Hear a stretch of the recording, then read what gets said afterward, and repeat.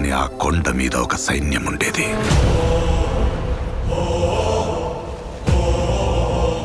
దేశం జల్లెడపట్టి రాజు తెచ్చుకున్న సైన్యం.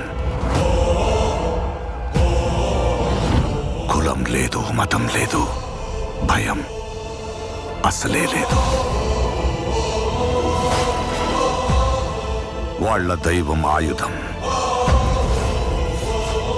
వాళ్ళ ఆయుధం ధైర్యం. రేంబగళ్ళు కొండ మీద నుంచి సముద్రాన్ని కావలి కాసేవాళ్ళు. శత్రువుల రక్తంతో 100 సార్లు ఎరుపెక్కిన ఈ సముద్రానికి సాక్ష్యంగా ఈ చోటు ఎర్ర సముద్రమయ్యింది. రాజ్యాలు పోయుండాయి. ఏడనుంచో వచ్చిన తెల్లదొరలు దేశ సంపదనంతా సముద్రం గుండా దోచుకుపోతుంటే చూస్తూ ఉండలేకపోయింది ఈ సైన్యం.